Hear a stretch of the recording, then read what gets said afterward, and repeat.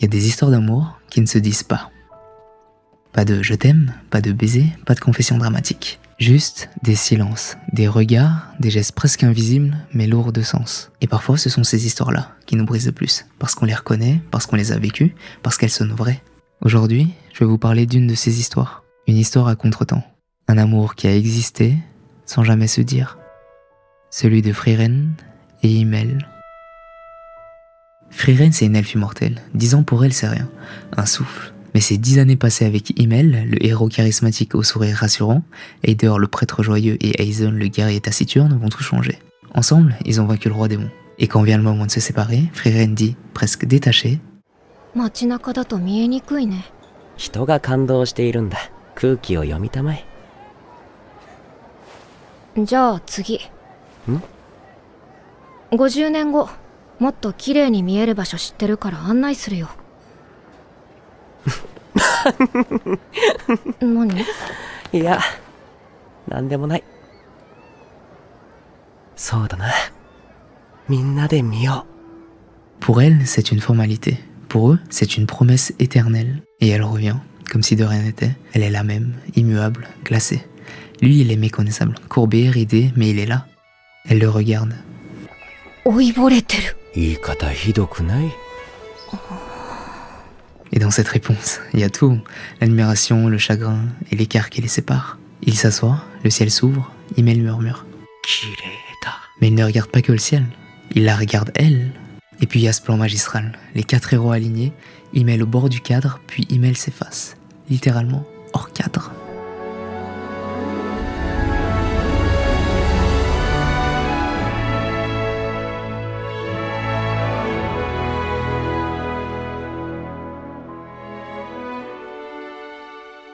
Pas de cri, pas d'effusion, juste le vide. Et Frieren, seule, face à une absence. Elle pleure, pour la première fois. だって私、この人のこと何も知らないし。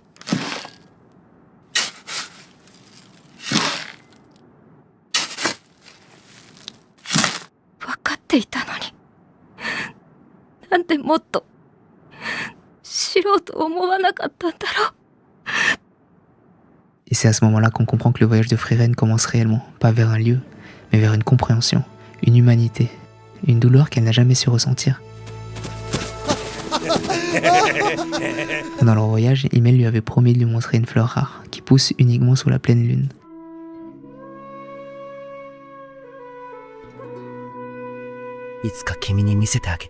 Elle avait répondu quelque chose, distraitement. 機会があればね。 Mais ce jour n'est jamais venu. Bien plus tard, elle la retrouve, seule. あるとは思っていたけど、まさかこれほどとはね。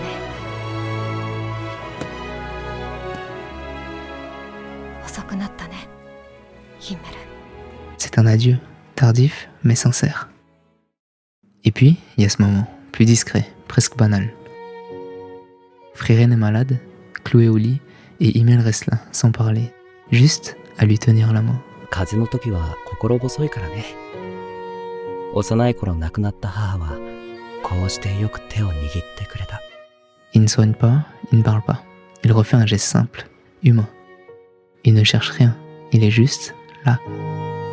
Frieren ne comprend pas encore ce que ce geste veut dire, mais elle ne le repousse pas. 悪い気分ではないだろ？ Elle accepte, silencieusement, et ça, c'est déjà énorme pour elle. 悪くないかも。 Un jour, alors qu'elle traverse un village, Frieren s'arrête devant une statue d'Himmel. Elle l'observe en silence, le même sourire, la même pose, le même regard tourné vers le ciel. Et là, un souvenir remonte. 上出来だね。 Ce qu'il lui avait dit une fois sur ce sujet. Elle n'y avait jamais prêté attention, elle avait cru à une boutade, à de l'ego peut-être. ヒンメルってよく像を作ってもらっているよね。みんなに覚えていてほしいと思ってね。僕たちは君と違って長く生きるわけじゃないから。 Mais aujourd'hui, elle comprend. 後世にしっかりと僕のイケメンぶりを残しておかないと。そろそろ宿に戻ろっか。でも、一番の理由は、君が未来で一人ぼっちにならないようにするためかな。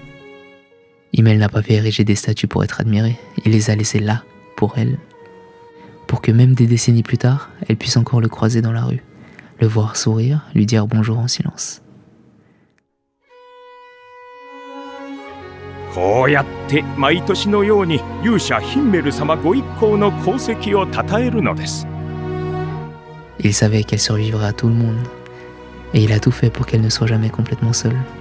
Et moi, franchement, j'ai trouvé ça beau. Pas grandiose, juste incroyablement humain. よし、行こうか。 Encore plus tard, un souvenir refait surface. Elle ne s'en souvenait presque plus. Et puis un jour, sans prévenir, il revient. Ce moment, ce geste. 君は今回の討伐依頼で頑張ってくれたからね。好きなものを選んでくれ。アクセサリーか。魔法店の方が嬉しいんだけど。じゃあこれでいいよ。早いな。真面目に選びなさい。どうしたの？いや、フリーレン。ありがとう。Himmel s'avance. Il s'agenouille devant Frieren, en pleine rue, en plein jour, sans fanfare. Et il lui tend une bague en forme de fleur de lotus. Elle le regarde, un peu surprise. Lui ne dit rien. Il sourit. Et là, le plan s'élargit. Regardez bien ce cadre. Entre eux, une horloge, immense, figée, presque invisible au premier regard. Mais elle est là, elle les sépare. Cette horloge figée, c'est leur réalité cruelle. Le temps de Himmel était compté dès le départ. Frieren, elle, avait tout le temps du monde, sans jamais savoir quoi en faire. Le temps, planté comme une barrière entre deux êtres. Il est à genoux, pas pour demander, mais pour offrir une fleur éternelle à celle qui ne vieillit pas.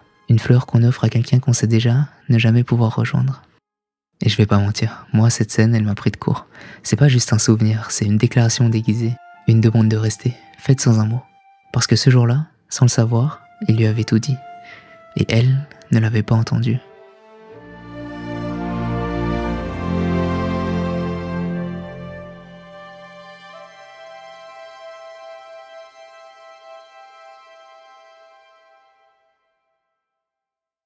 Himmel n'a jamais dit je t'aime, il l'a montré, dans les silences, dans les gestes, dans ce qu'il a laissé derrière lui. Frieren, elle l'a aimé, mais en creux, sans le comprendre, jusqu'à ce qu'il soit trop tard. Et maintenant, elle apprend à ressentir. Trop tard pour lui, mais peut-être pas pour elle. Il y a des histoires d'amour qui n'arrivent jamais à temps. Des histoires comme celle de Frieren et Himmel, un amour en décalage, une vie trop longue pour comprendre, un regard trop court pour l'exprimer. Il ne l'a jamais dit, elle ne l'a jamais compris, pas à temps. Mais l'amour était là, invisible mais jamais absent, caché dans une bague tendue, sans un mot, dans une fleur qu'elle découvre trop tard, dans un simple. Et c'est ça, peut-être, le plus cruel. Elle ne saura jamais ce qu'il aurait répondu, mais elle sait maintenant ce qu'elle ressentait. Et nous, spectateurs, on n'a plus qu'à faire ce que Frieren ne savait pas encore faire. Ressentir à sa place. Peut-être que Frieren arrivera au bout de sa route, et peut-être qu'elle sera là. Mais qu'on les voit se retrouver un jour ou non, on s'en fiche un peu. Parce qu'on les a déjà vus s'aimer, silencieusement, et c'était magnifique.